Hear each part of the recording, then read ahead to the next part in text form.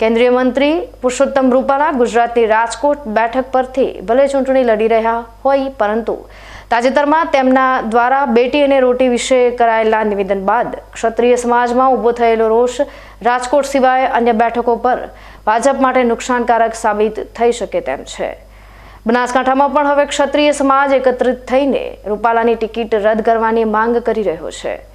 ડીસા તાલુકામાં આવેલું બળદ ગામ, આ ગામમાં ક્ષત્રિય જાગીરદાર સમાજની બહુમતી છે અને અત્યારે આ ગામમાં વસતા ક્ષત્રિય જાગીરદાર સમાજમાં કેન્દ્રીય મંત્રી રૂપાલા સામે રોષ જોવા મળી રહ્યો છે અને તેનું કારણ છે તાજેતરમાં રૂપાલા દ્વારા ક્ષત્રિય સમાજની બહેન દીકરી વિશે કરવામાં આવેલી ટિપ્પણી।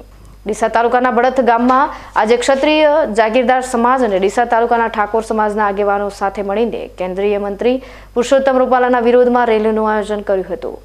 આ રેલીમાં જોડાયેલા લોકોએ ભાજપ નહીં પરંતુ માત્ર રૂપાલા વિરુદ્ધ નારેબાજી કરી હતી। મોટી સંખ્યામાં આ રેલીમાં જોડાયેલા લોકો માત્ર રૂપાલાની ટિકિટ રદ કરવાની જ માંગ કરી રહ્યા હતા।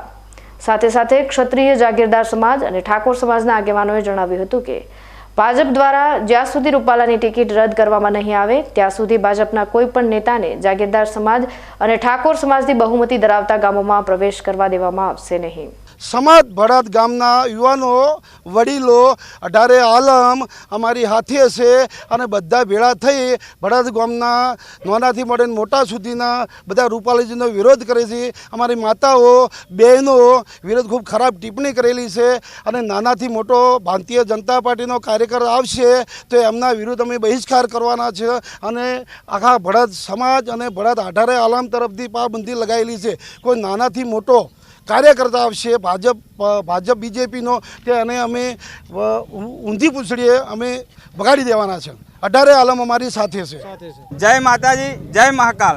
આજે સમગ્ર બળદ ગામમાં અઢારે આલમ યુવાનો ભેળા થઈ અને અમે આજે ભારતીય જનતા પાર્ટીનો વિરોધ કરીએ છીએ અને જે રૂપાલા સાહેબે જે અમારી બેન દીકરીઓ વિશે અને અમારી અસ્મિતા ઉપર જે કલંક લગાડ્યો છે એના અનુસંધાને આજે સમગ્ર ભાઈઓ ભેળા થઈ અને એનો વિરોધ કરીએ છીએ। અઢારે આલમ અમારી સાથે છે અને આ આખા ગામનો બધા ભાઈઓ ભેળા થઈને આનો બહિષ્કાર કરીએ છીએ અને જો આ ટિકિટ રૂપાલા સાહેબની રદ નહીં થાય તો ભાજપને પણ મોટું નુકસાન ભોગવવાની તૈયારી રાખે। અમે એક પણ અમારા ગામમાં કોઈ કાર્યકર્તાને પ્રવેશબંધી કરવા દેવામાં નહીં આવે।